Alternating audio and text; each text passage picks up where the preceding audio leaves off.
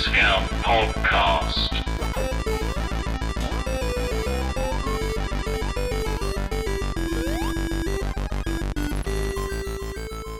Welcome in, you cheap beggars, to Discount, the bargain bin gaming podcast hosted by three hosts so cheap you'd think we were the collective of humans eradicating awful podcasts.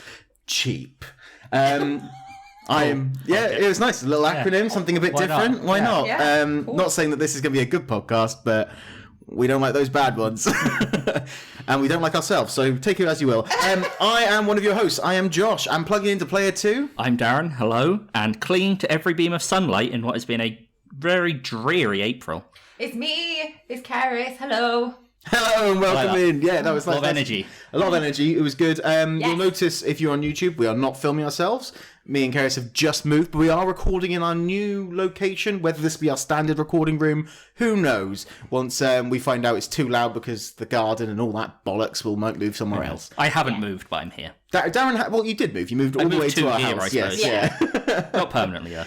No, not permanently. Not allowed. Okay. But yes, new location. New month, new fun, and yes, we are here with a free play and freebies episode. So if you haven't been here before for one of these, we just talk about the month of April. This includes news that's happened, games we've been playing, and the PS Plus lineup. Those are the three main things we talk about, and we just have a little chat, enjoy our life about games, and just get on with it. So we'll dive straight into news. Woo! News. There's not a huge amount of news. No, it was actually quiet. Quiet months. I mean, I was a little wondrous about whether it had been a quiet month or whether it is just because we were moving. I just kind of zoned everything out. There's for not a been while. much. There's not been. It's been much. quiet. Yeah. Yeah, it's been a surprisingly quiet month, and really all we're really getting is disappointments as the news. Yeah, absolutely. There's not been any big this is happening, this is going ahead, anything like this. It's just things closing down, cancelling, failing, delaying, and that's what we're going to be focusing on. It's a lot of the games that are coming up in the next 3 months. They've all been announced. They've all been set in stone. Yeah. So all you're either getting is very incremental updates on those games or shit going wrong. Yeah. There's nothing fantastic and new until you get into July time, really. It's weird, yeah. This is a time that you always expect there to be a quiet lull in gaming news, and then it normally changes because you're expecting E3 to come out. That's why I said June, July. Because that's E3 time. Comes out, big announcements, all the games coming, and now it's dead again. I don't know if it's fully gone, we're never going to come back, but it died during the pandemic briefly, then it came back, and then Nintendo pulled out, Xbox pulled out, Ubisoft pulled out, and E3 went, not happening this year. Whether it moves to a every 2 year event, I don't know. I don't know what is going on with E3 or whether it's worth it even coming back. I just don't think it's needed anymore. Its place in the world was it gave a centralized location for all of the various companies to come to and go, this is what we've been working on, this is what we announced, this is what we want to show the world. But since, really, it's Nintendo started it, Nintendo's Direct, so thanks to Nintendo. And then State of Play came along. Yeah. And I'm sure Xbox does their own one, and I can't remember what it's called. I don't remember what I'm that's sure called. if that's the thing, though, isn't it? If they did do another E3, would it not just be a case of repeating itself over and over again? Exactly. It doesn't make it exciting to hear the like same things over and over again. It's one of those weird, almost realizations that everyone went to E3 to get in on the big stream of all the gaming news, and every individual company went, fuck, we can just do that ourselves. It was remote working came into life, wasn't it? It was very much, we'll do it from home for a couple of years because no one can come here, and then we'll go back and go, what was the point of that? We can just continue doing it at home. It was cheaper, and we have complete control. It's complete focus on us, which is the big thing. I wonder if it's kind of more marketed to a demographic as well. For example, take our podcast, for example, literally only looks at Switch and PlayStation games for the most part. Yeah. Why then would I want to look at the Xbox stuff on a State of Play? So it's individualizing those markets as well. And they're also releasing them out in much smaller quantities. So your State of Play now, we had one this month for Final Fantasy 16, which we're probably not going to talk about much, but it was a dedicated 25-minute State of Play that was just for that. Yeah. And it gives them an opportunity just to focus on it rather than going, here you go, you have 3 hours to fill, and you can put some crap in there that no one's going to be interested in, and people go, why do they put that crap in there? Instead, you go, here are the bits we want, this is what we want to do, unless you're Nintendo, and then you still go Maverick with whatever you're doing. Nintendo just throw everything at the wall and go, Yeah. you'll like something, probably. Yeah, I mean, I always looked forward to E3. I think I will be disappointed it's gone, because obviously it went at the wrong time for us being in the UK, and it's starting... I mean, it started about midday, but that was like the smaller studios started midday, so you get some Devolver stuff, you'd get some like indie studios, you get little bits, and then the big stuff would happen whilst we were all tucked up in bed, dreaming about the games, and wake up the next morning and just watch the best trailers. I remember staying awake for like a 2 a.m. PlayStation showcase, just be like, God, I hope there's something. Otherwise, I've wasted a lot of time. Was that the last one they did, where it was like the Last of Us, where they kept going to different rooms, But I remember, like, one of my fondest gaming memories, I think, is an E3 showcase, which was an old Ubisoft one, where I think they did... what was it? I think they had Watch Dogs, Black Flag was there, one of the Far Cry's was there, and that was right when all of those series were at, like, their fucking heydays. Yeah. And it's like, this is great. But now those just come out bit by bit. I remember the only real kind of E3 memory I have is you, Josh, showing me you'd watched. I don't know if you'd stayed up for it or maybe you'd watched it in the morning, and I came home from work and it was when Resi 7 was announced, and you showed me the thing from that. 2016 maybe.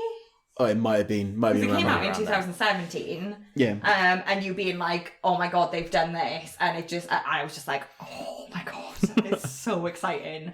But yeah, it's sad it's going, but in reality, it can't keep up. The way games are being delayed and cancelled and moved around so much. I mean, you both have 2 bits of gaming news to talk about that you want to focus on, and both of them are to do with delays and cancellations. Yeah.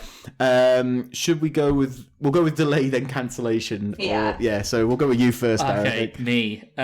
So does everyone remember, like a couple months ago, I think, when funnily enough, the State of Play had a big showcase for the Suicide Squad game. Yep. And it was the first big reveal of the gameplay. And we all watched it and said, that looks shit. Yes. And the internet collectively watched it and went, that looks shit. Well, it's been delayed. A second time since that showcase. Yep, it's now coming out in next February. Do I think it's going to be less shit after it's delayed? No. I think it's going to be a slightly more polished shit, but it will still be bad. Yeah, it's still gonna be a polished turd, but I don't know if they're gonna do a quieter release on it. I don't know if they're giving it a year, polishing up, and just gonna do a quiet ghost release, not say anything about it, and people go, actually, this is all right, and they do like grassroots campaign to make us forget about the mess. They keep delaying it until nobody knows what the release date is, and then it'll just come out. Yeah. You go, wait, what do you mean? It's not delayed. It's been out for 3 years. Like, wait, what? The servers are offline though. Yeah, I do wonder if they're just gonna try and take out a lot of the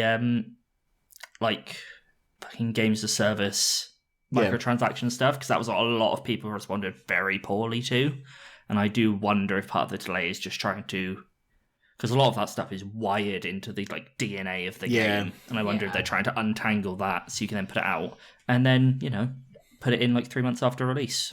Those who want to get it can get it. Exactly. And that's the way it should be, really. I think there are people who become dedicated fans of games that want that extra stuff. I mean, I struggle with a lot of DLC. Like, I love Horizon Forbidden West, for example. That's just come out with a new DLC. I don't think I'm going back into it, even though I should do, because it's great. Yeah. But I've completed it now, and I don't want to go back in. And I'm not a big fan of buying cosmetics. The only thing I've ever bought cosmetics for, I think, is Call of Duty, but that's because it's not like Warzone where you've got a live game that's going to last 3 years. Yeah. And it feels a bit more, and it's got a lot of, and when I put about 400 hours into a game, I feel like here's a little bit extra back to you. Yeah. But yes, I'm sure we all remember the episode where that was announced, because we got a 20-minute tirade from Cerys about Marvel films and superhero films and how she's the only one that doesn't like them, but clearly nobody likes them, which is why it's been delayed again. I also got a bit of news I forgot about. Do you see they did basically the opposite thing with the Avengers game? What do you mean? The Avengers game is dying soon. Yeah. And in their last update, I think they made all of the microtransaction stuff free. Oh, that's cool. They just dumped everything into the game and went, fucking have at it. Have at it, see if you liked it, and then maybe we'll make something else that maybe you'll like in the future. Yeah. That's interesting. Basically, like, we're not going to make any more money because it's closing. Nobody's going to buy it. Nobody's going to buy the stuff. Just fucking have it. Did a Knockout City? Yeah. Did a Knockout City. But yeah, I mean, I'm not upset that it's delayed. It's delayed. Yeah. So Yeah. I still won't play it. still won't play it. No. I mean, I might get it later in a sale, something like that. If it releases in February and comes to PS Plus in April, I'll play it. Yeah. Shock horror that this is a game that does not interest me in the slightest. Do you want to talk about a game that you does Oh interest my you that God, isn't ever right. going to happen now? So this was really kind of a double-edged sword for me because I found out about this game about 2 days before I found out it was cancelled. And when I found out about it, I was really excited. So those of you who've kind of kept up on Instagram and stuff know that I am a big fan of American McGee's Alice games, particularly Alice Madness Returns, which I just think is a friggin' genius game. And those people who are fans of it as well, like, I know it's got a massive kind of cult following, and it's just it's a friggin' great game. Okay, so It is. It's very good. I'm not denying it. I just Very good. there was a potential sequel in the works. American McGee had been working on something called Alice Asylum. He's been working on the artwork for it since probably about 2012, 2013. It was in the running to be made. And then EA announced that it was completely pulling the funding for it and it just wasn't going to get made. On top of the cancellation, EA has said in a statement, and I'll read it for you here, on the question of funding, they've ultimately decided to pass on the project based on internal analysis of the IP, market conditions, blah, blah, blah.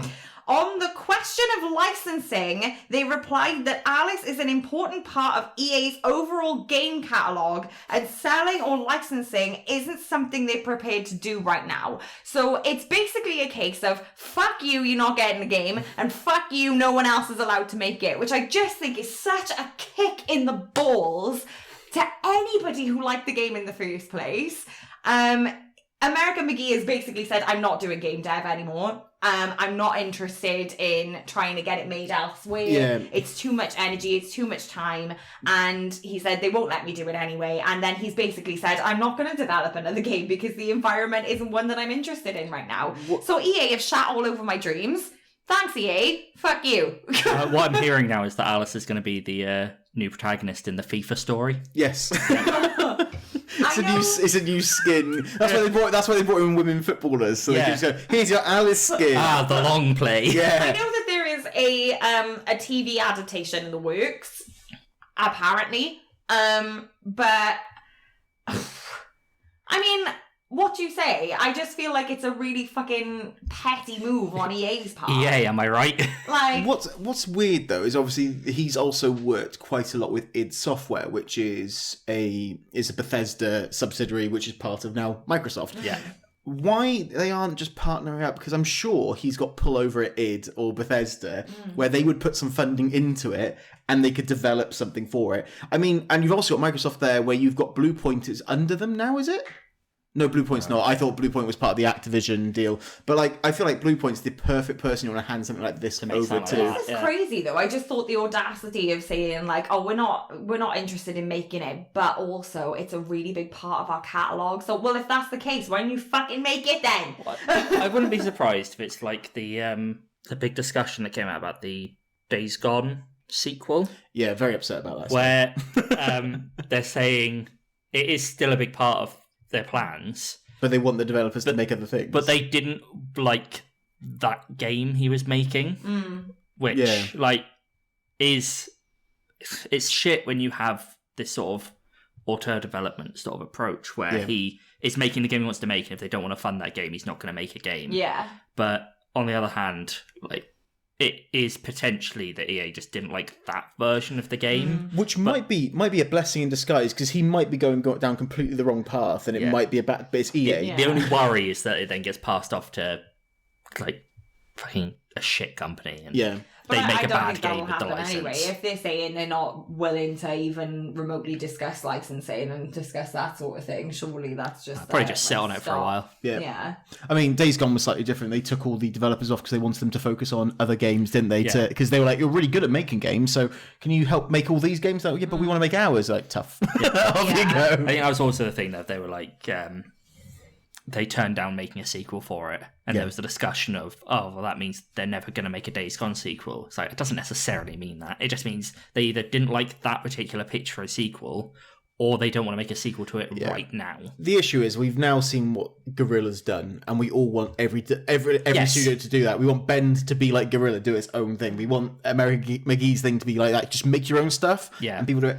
I mean, we're starting to see it with film right now, is that we're letting directors make their films, and they're doing really well.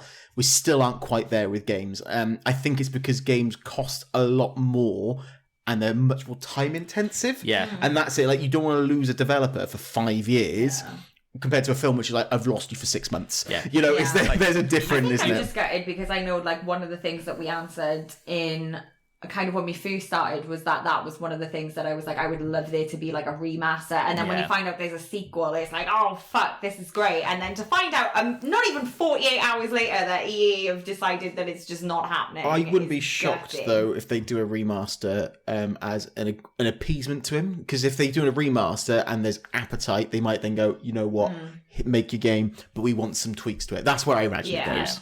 That's what I hope. If I get a remaster, I'll be semi-happy, I guess. I mean, I'd play the shit out of it, don't get me wrong. But, like, yeah, it kind of felt like a carrot was dangled in front of me and then whipped away pretty damn quickly. Because there's rabbits in it. Yes, there are. Yeah. And Alice. And she loves carrots too. I don't know. I've not played the game fully. I mean, I've not seen her eat a carrot in the game, but hey, who knows? Definitely did in the thing I watched. Anyway. But yeah, game, that's it. This month has been cancellations, delays, the removal of the e-store for Nintendo as well, just to mention. It happened like the day we released the episode.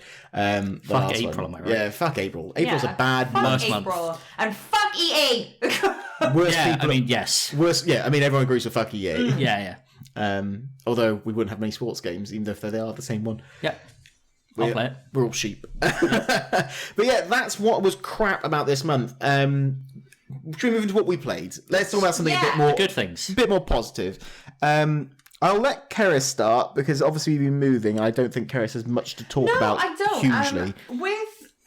In the sense that, like, it's just been manic, and I think one of the things that I kind of returned to, I played a lot of Resident Evil 4. I don't really want to talk about that much because I talked about it last time. Yep. And I've been really enjoying it. It's been really good.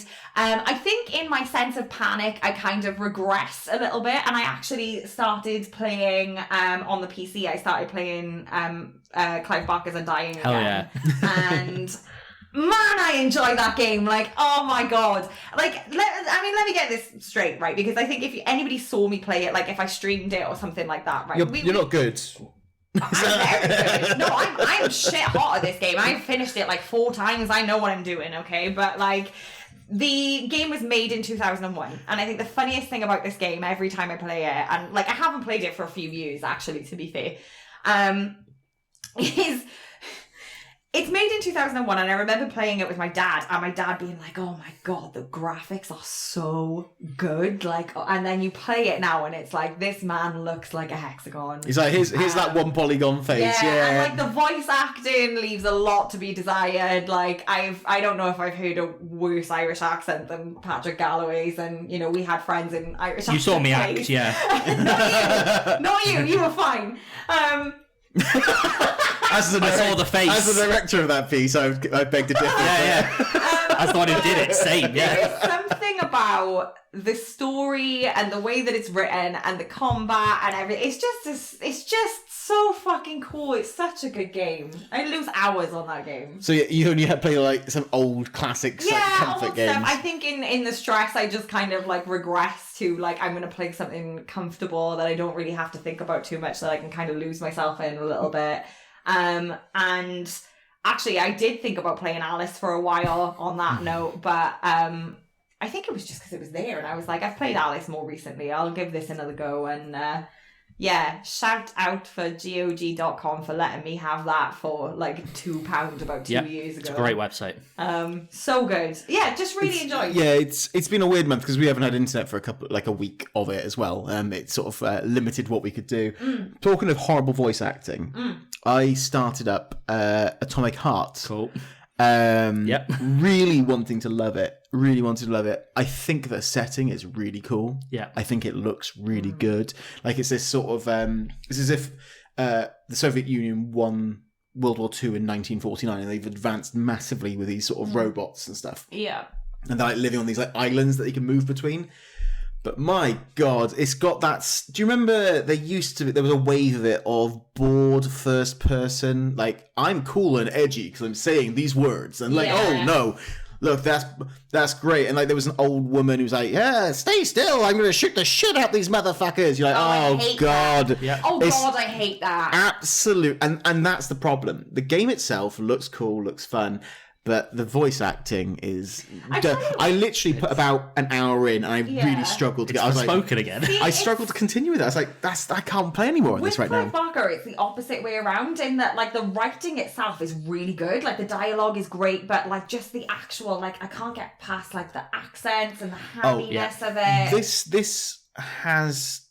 It hasn't got great writing. I think it's got a good concept, but it is also terrible acting as well. Terrible voice acting. I just want to add that it's also bad voice. The only ones that are good are the robots because they're meant to sound like robots. I would put that on there though, is that like, especially if you're somebody who enjoys literature like myself, when you see Clive Barker's name on something, it's always like a 50-50 chance on whether it's going to be good or whether it's going to be dog shit. So I think that's not fair 50-50. I think it might be lower. I think it might be a 25% chance of it being good. But you'll always enjoy it. And when he wrote the dialogue, I believe, he wrote the script for it, and I think as I've gotten older and I kind of, because as a kid I didn't know anything about him, but the writing itself is really good, but I couldn't do that though. Like those games that are like, I'm just gonna stick like motherfucker in every 2 seconds. It didn't have it every 2 seconds, but there was that bit with the old woman who was like, oh great, we got this happening. It looks fun. It looks like a cool thing. But that was like, I have only touched that briefly. Again, not much into it. But that was poor writing. The game I have played, which I think is limited writing, what it's got is really good, but it's overall a brilliant substance and style and just general feeling is Dredge, which Darren has also played. Darren's actually got the platinum for it. I haven't got that yet. So good. But fuck me, is this a good game? It's basically you are a fisherman. Great. You're like, oh, is that it? And you show up at Great Marrow, a little island town, and you're there to do fishing. And you're going off, and you have to upgrade your boat to be able to fish in different areas, different waters. You can get pots and different things. But as you start fishing, like weird things come onto the boat, like weird Cthulhu-esque creatures, like being aberrations they're called, and you have to capture them for like the fishmonger. He wants to do it, then he disappears for a night. But if you stay out in the water for too long, it's like, don't go out at night, and you go out too late, like a boat will disappear in the distance, come closer, and then a fish will come out and bite a big chunk out of your boat. It's like an anglerfish. It's like a Lovecraftian. It's very much a Lovecraftian, and it's an ode. It's like it's a story. Well, it's an ode to that. It's very much. It's like, I love this, and it's you going off to like these different areas, gathering relics to take back to this strange man who lives on an island, to eventually do something, and that's the idea of the game. And it's not very long. I think it's probably about 10 hours or so for the story. To get the platinum, it's a bit longer because you have to get all the fish, you have to find all the aberrations, which becomes a bit of an RNG problem. But there's ways to speed it up. Oh, is there? One of the so every time you take a relic back to the guy, you get a new ability. Yeah, and one of the abilities is immediately harvest an area of fish, and it's near 100% aberration in that's what I was doing. I was just going around with that, just go, and that would give me an aberration in there. But it's really cool, and I think the big thing is I was going into it, I was like, it's pretty good, this, and it's like almost watercolor, like Disco Elysium style in way it's done, but the music and the soundscape in it is great. And you are genuinely concerned early in the game. Early in the game, you feel you go out too late, you're going to get filled in. Like I went off and like a tentacle came down and pulled me under the ocean. I was like, well, that's me dead. And then it takes you back to the last time you're in a dock. I came across, and then got later in the game where you've got a bunch of skills and stuff. You're like, I'm not scared. My boat's moving at a fast pace now. I can go across this dark, open ocean. No worries. And to be honest, most part, you're right, because you got the banishment thing. But then I was going, and this giant creature, I just saw the spines come out of the water. I was like, what the fuck is this? And I was like, avoid. It's really good, and there's like little side quests you have to do in there, like returning a dog, finding a dog a new home that you find stranded.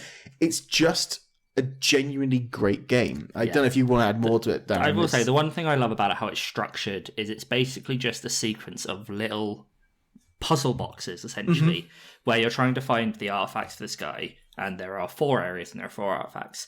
And every one, almost immediately, you know where the thing is, and it becomes a puzzle of, how do I get to it? Yeah. So you have to sort of work backwards. Like the first separate area you go to, you can see it straight away, and it's behind a wall of rocks. And you're like, how do I blow up these rocks? So you land at the island it's parked on, and you go, how do I blow up these rocks? And he goes, I don't know. My brother used to make explosives, but we haven't talked in years. So you're like, why haven't you and your brother talked? Yeah. For this reason. You're like, okay, so I'm here to solve this problem, to get him and his brother to be friends again. So his brother will sell me explosives so I can blow up the wall to get the thing. In the meantime, as well, you're there, someone goes, I really like rotting eel. And so you got little side quests on top of that. You're like, oh, right, I've got to find an eel and let it rot. The best one is the second one, the big, like, sarlacc thing. Yeah, in the middle. In the middle. And the treasure is right in the centre. And you're like, how do I get rid of it? Yeah. What do I do? Yeah, it's really nicely done. I don't really have a fault to the game. I do think you start feeling a little overpowered towards the end, but they do very much limit you. Like, you start going at speeds that you're like, wow, this is crazy. And then the last section, like, okay, if you think you're that good, here's a bunch of little fish that are going to stick to the bottom of your boat, and then the big fish is going to come bite you. But like, they can bite and break parts of your hull, but it's at random where it breaks, so it can break your motor on your thing. So then you're like traveling at no speed, you're just like, please don't kill me. So by the end of it, if you're like me, I've built 3 engines onto my boat in the hope that it'll break one of them and the others can then keep me going. So I'm going at some speed still. The best one I've ever seen was my partner Lauren played this as well. She also has the platinum for it. And the side quest, we have to find the rotting eel. Yeah. She spent like 15 minutes looking for eels. They just weren't spawning for her. Oh. She finally found them. She fished one up, immediately crashed into a wall and lost the eel. Hysterical. Oh my god. So fucking good. But honestly, it's a great game. It's I think in digital it's about £20 at the moment. Yeah. I think you can get a physical copy for about 25. Yeah. I would recommend getting the physical as well because it gives you a bunch of stuff. Fun stuff. Yeah, it's got loads stickers in there. But that's what I've been playing. I've been playing Dredge mainly this month. Yeah. I know, Darren, you've probably been playing a lot more as it was your birthday month. Everything under the sun this month. Birthday month, so you got a lot of games. But I'll touch on those ones next time. We'll narrow it down. Yeah. I'm going to touch on the ones I've already played. So I'm going to touch on 2 very quickly and then 2 in a bit more depth. So one of the 2, as I said, I Platinum Dredge. It's a really good game. The other one, I Platinum Crash 4. That game's fucking hard. Yeah. I don't know how you had the patience to do it, to be fair. No way. As I said in the Instagram post, I did all the time trials. I did all like the complete the level without dying and breaking all the boxes. And I went, right, I'm fucking there. All I've got is the flashback tapes and they're easy. They're not easy. Those shit me up for like another day. It's like, fuck it. Come on. We got there in the end. You are a sadist, though. Yeah. That is the problem. You will hurt yourself. The problem was I was playing it normally, and by the time I finished the game, I think I had 2 platinum relics and 2 of like the perfect ones. Yeah. And I'm like, well, I can do it. Yeah. So I'm gonna do it. I'm gonna sit here and fucking blast it out.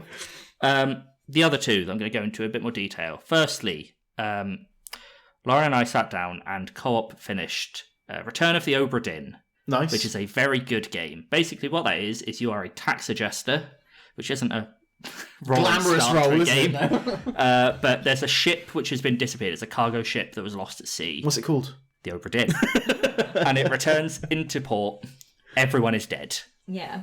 And what you have to do is work out what happened, essentially. So you are sent into the boat with a book which basically fills in all of the events. And what you have is a list of names, a picture of the crew, and you have an item in your hand, which is a stopwatch, which lets you see the moment of death for a body you find.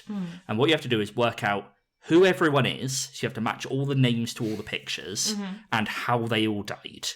Right. So you'll see someone's death, and it will be like they've been shot. And you're like, okay, so this guy shot that guy. I have no idea who either of these people are.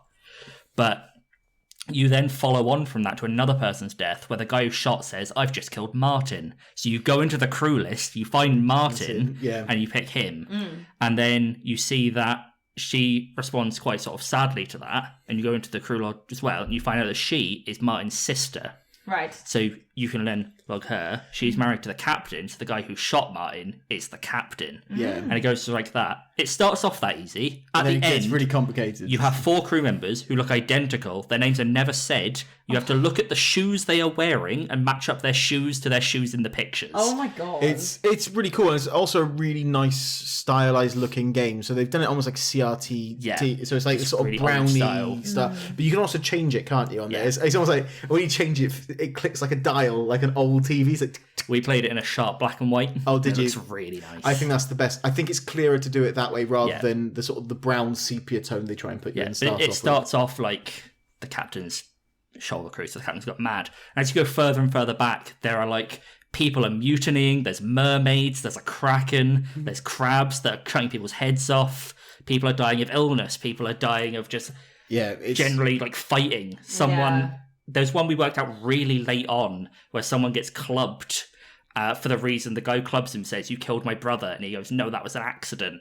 And we're like, who has a brother? He has a brother. His brother is the first person to die. He gets crushed by a cargo box. Right. And you have to go back to that memory. You look up and go, well, that's the guy who just got clubbed, and he's dropped the box. That probably means step back through that.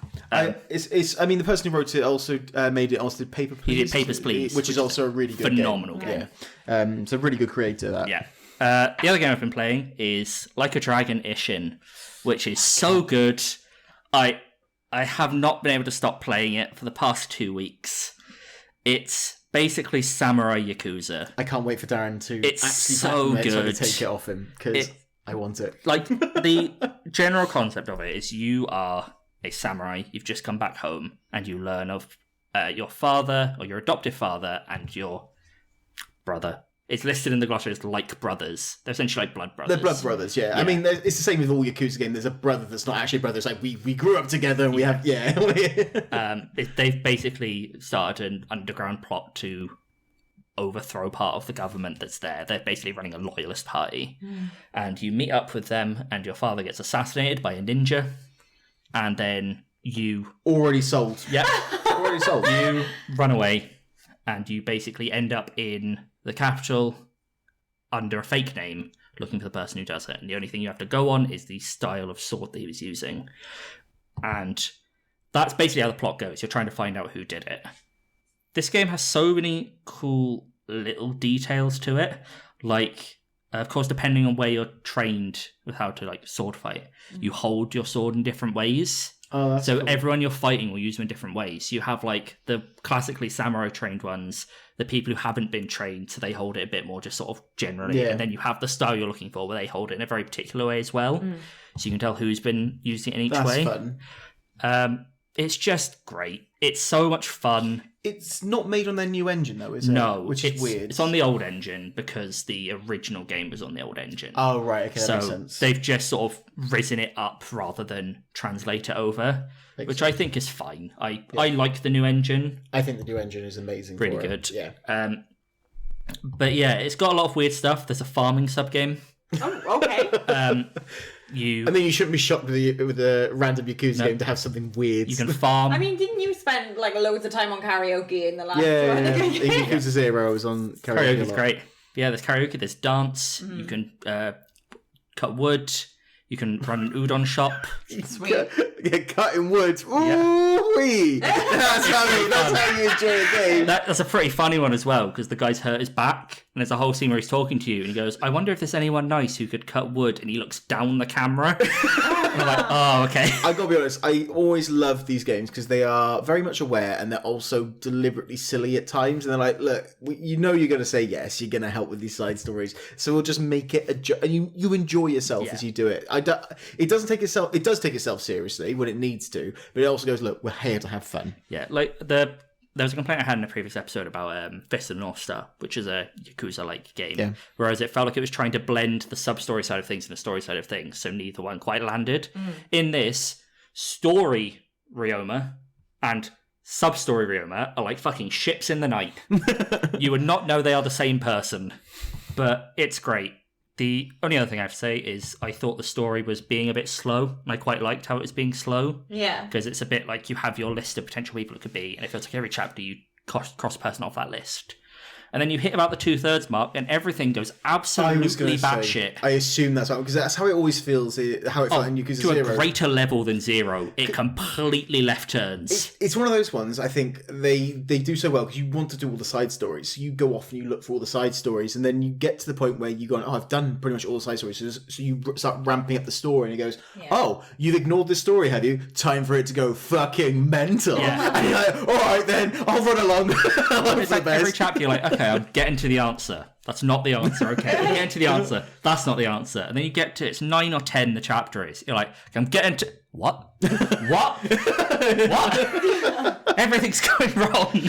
And the best bit is you can wear a chicken mask. Yep. And you can befriend cats and dogs. Love that. I really love that. Got you in on that one. Great. Yep. But yeah, I know you've completed it, but I'm waiting for you to get the platinum or willingly hand over the game to me, which might be a little while. Completion doesn't feel as bad. It feels like there's more to do, but it's more manageable. I think they've done better with their more recent games to getting the completions. Like one of the problems in Zeros with, for example, with Mahjong, you had to play it a certain number of times, you had to win it a certain number of times, you had to get certain conditions like 5 to 10 times, you had to do all of those. In this, you literally just have to get above a certain score once. Yeah. And that's the way it should be. That's done. That's the way it should be. And there's a card game called Koi Koi, and it's the most fun I've ever had. I'm not sure I understand it. It's fucking great fun. It's like the How I Met Your Mother thing where it's like, find the jelly bean. Yeah. It's like, I just want to say as well, I'm really kind of upset we're not recording this because I don't think I've ever seen somebody say the sentence, it's the most fun I've ever had, and have the most deadpan. I love Koi Koi. Ever. It's so good. The most fun I've ever had. Yeah, Koi Koi's class. So, talking most fun we've ever had, should we have a look at PS Plus? Yeah, right. Into what is the most fun we've ever had. PS Plus this month in April. Is it a good month or a bad month? Great month. I think it's actually a really good month this month. What do you think? Yeah. It's a weird month. I don't think it has like the big stars like the other ones have had. You know, they haven't had the Horizons, they haven't had the Uncharted, but they've given us... It's had a couple of them though. But I think it's just given a real solid list of games. Like, here you go, these are a bit of... And also, they're all It's a bit of everything. Bit of everything. That's the big thing. It's a bit of everything. It's like, do you want platformers? Here's platformers. You want shooting? Here's shooting. You want puzzles? Here's puzzles. You're like, oh, all right, then I can literally play anything I want to. And they gave a brand new game this month as well. They did. Which I'm always for. And unfortunately, I don't think that's one of the stronger parts of this. Well, they're also giving a brand new game next month. Are they? Yeah.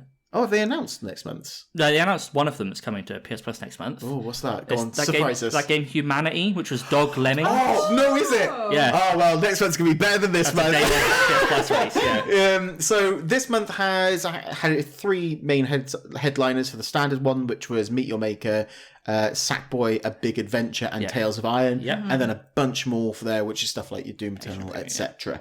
Should we go through and talk about the games we want to champion and think that everyone should give a good go at? Yes. For sure. I think we let Cerys go first, because hers is a little bit different, I would say. Yeah. So mine is, I mean, we're sticking on a kind of theme for me here of like just nostalgic. I think I Being old. Seriously, fuck you. Go fuck yourself. So I will say this game is older than me. fuck off, is it? Yeah. Oh my good When was it, God. 94? Oh, 95. It's older than me, yeah. So I think I don't know whether it has a lot to do with the fact that we've moved back to my hometown. Like maybe we're on a bit of a nostalgia trip at the moment, or I am. And the game I'm going to champion is Doom, but I'm going to champion the original Doom that came out in 1995. So on PS Plus, there's numerous kind of Doom titles to choose from. Is it just on the premium tier for these? I can't remember if it's premium. 4 of them are just on premium, one's an extra. Yeah. So, but if you have a chance to, and I would argue you can give this a chance kind of any time, because I think when I bought this originally, it was on PS Store for like $2.99. Yeah. So it's super, super cheap to pick up in any case. But if I was gonna say to give a Doom a go, controversially, I would say go right back to the original and give that a go. This was probably my first. Sorry, just to clarify, you'd rather go back to Doom rather than Doom 2, which was also helped by American McGee. Also helped make Doom 2. You tell me you wouldn't play Doom VR? Sorry, VFR. I think just for the purpose of the fact that I love the first Doom so much, I would say yes. And also without the first Doom, the second Doom doesn't exist. I'm not Thanks for counting there, Darren. I'm not going to say that you can't play both separately. You absolutely can, but in order to kind of get the backstory of 2, you kind of need to be in... I'd encourage you playing them separately unless you can play both at the same time. That's $30,000. Are you all right? Like, fuck off. Imagine if you wear like a VR headset and you put one game in one eye and one in the other. I would be sick. For real, I don't want to do this podcast. Yes, with you anymore. do. So Doom original one, you reckon is the one to go for? I tell you what it is. Don't go, obviously, right? Don't go for it for graphics because it's 1995. It is. I actually really like the way it looks. I know it's very much old and it's not great. It's not great, but I tell you what it does is it does give you that, like, it's a proper old game. It's not trying to be new. It's not trying to be... At the time it was. Really it was the new game. That's the thing, though. I feel like there are a lot of games that try to look modern and now look shit. And Doom looks great because it chose how it was going to look and just nailed that style. And I think it's just, I mean, I've always argued with any kind of Doom game is that you're not really there for substance. You're just there for, like, fun.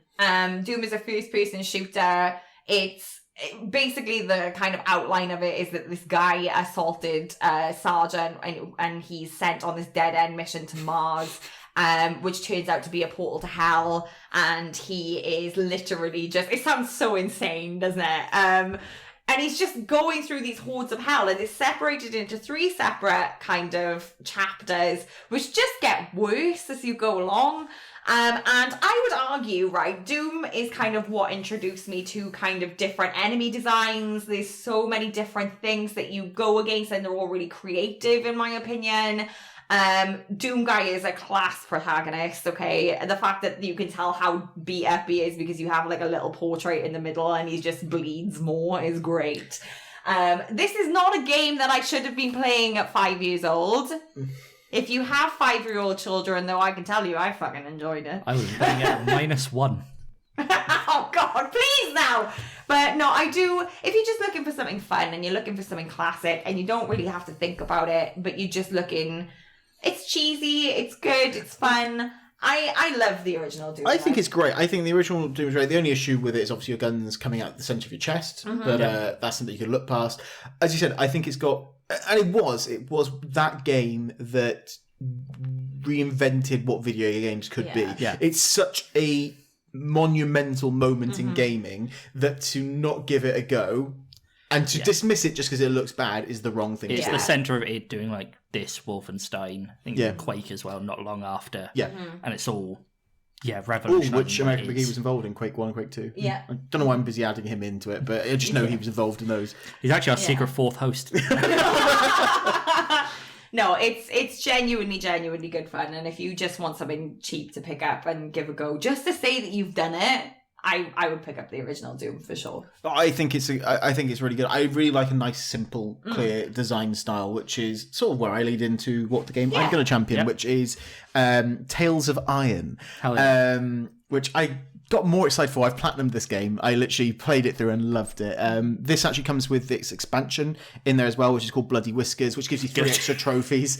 But it's basically you are a mouse and your kingdom has been taken over by the evil frogs. They've killed your father, who united the mouse kingdoms to push them back to the swamps. And they come back, and you are little Reggie the mouse. Bear in mind that you don't speak. None of the characters speak. They all sound like clangers, like whoop, whoop, whoop, good, and that's how they talk. But the voice is narrated by the guy who played Geralt from The Witcher, and it's like, Reggie now came down the road looking for his brother. And he's like, stuff like that, like, oh, yeah, the wind howls. You're like, this is really good. But it's a 2D side-scrolling. It's classed as hand-painted, but it looks, or hand-drawn, and it looks really nice. It is that sort of side-to-side thing. It says it's got really punishing combat. I played it on normal. I think I died twice. Okay. So I wouldn't say it was punishing, But then again, I've played a lot of Dark Souls and Wo Long and stuff like that recently. It's like normal side-scroller combat.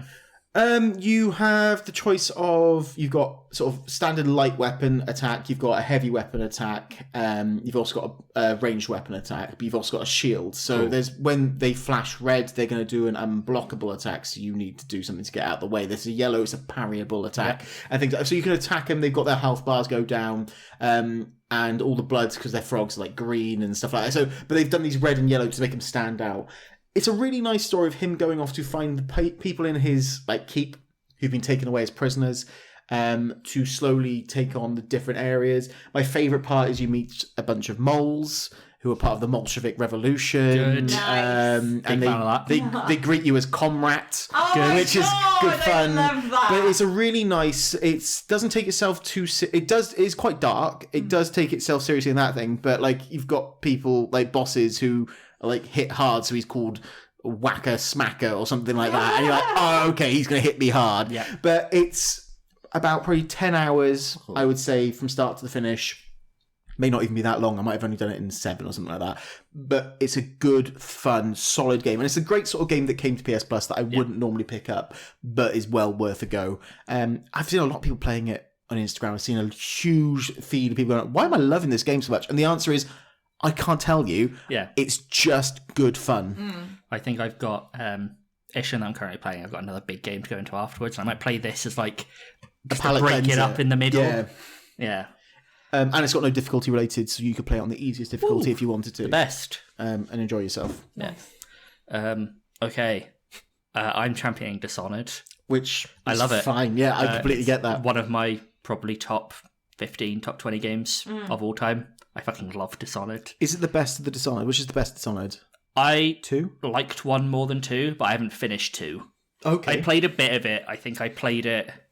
Do you know sometimes you just play a game and it's not the game for that moment? Right, yeah. That's when definitely. I played 2. Right. And I just need to go back to it. And there's also there's 3, isn't there? 3. No. There's Death at the Outside, which is a standalone DLC. Right, okay. For 1, I think. Which is why I thought there were 3 parts. So that's like 1.5.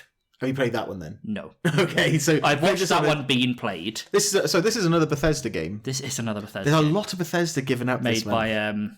by Arcane, Yes. who also made Prey and Deathloop. Yep. Deathloop. But yeah, you play as Corvo Tano, who comes back after a really long mission overseas to come see the Empress, who it is implied and then later pretty outwardly confirmed they fucking. Yes. Okay. Yes. And as Good you're for them. sort of reuniting, she gets fucking assassinated. Whilst you're playing hide and seek with the daughter. While you're playing hide and seek with the daughter, who's your daughter. We won't talk about it. Okay. And basically, you are framed for it. You are thrown in prison. You then escape thanks to the help of a magical man called the Outsider. And you then go around trying to get to the root of who did it and deal with a lot of bad people. You essentially side with, I think they call themselves the Loyalists, I think, and you're basically killing off bad people. So you kill off like the High Inquisitor, you kill off the brothers of one of the Loyalist members, you kill off like an influential socialite. And yeah, it's basically these self-contained stealth levels where you can either go in all guns blazing, chop everyone's heads off, have a lovely time, or you can be all stealthy, trying to be seen. There's a way to get through every level without killing anyone, even the target. You can find non-lethal ways to do all of them. You can get your magical powers that can help you either be more lethal or more stealthy. It's just fucking phenomenal. It's first-person Hitman in a magical setting. Yeah. Nice. But, like, Okay. I remember it coming out and people going absolutely mental for this game. Absolutely mental. I've never completed it. I need to go back and give it more of a go. I loved what I played of it. Again, wrong time to go into it. But it's also lovely looking. Even now, I think you go back to it and it's that classic style that they have, which is, I think, almost timeless in the way that it looks, you know? It's almost watercolory. It's definitely deliberately stylized, pixeled. Yeah, hands like this sort of angular. They're angular, and it's deliberate. So I think they've done it deliberately, so it never goes, "Oh, that looks old." You just go, "Oh, that's just what it is." You know? Yeah, but I think the best thing about it is this sort of angle of being able to do everything non-lethally. Because I think you can non-lethal in some of the Hitmans, or Yes, you can do them like accidentally. But you have your sort of normal suite of methods. In this, you still have to get rid of them. So part of the puzzle is working out how to do it. Yeah. Like, I think the best level is the Boyle party, where you have to dispose of a particular Boyle sister. But Susan. I can't think of her actual name. Is it Susan? Maybe. Susan Boyle. Wouldn't that be great? Oh, Susan's album party. They're basically a costume party where they're all dressed the same.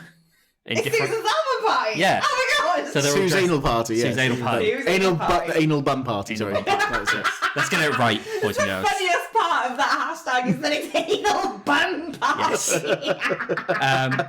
But basically, they're all dressed the same, but in different colours, and you have no idea which one is which colour. And that's part of the challenge, is you have to sneak upstairs, which is a restricted area, to read their diaries to work out who's wearing what colour. Right. So you work out the correct one to get. That's fun. The non-lethal route is there's a guy who...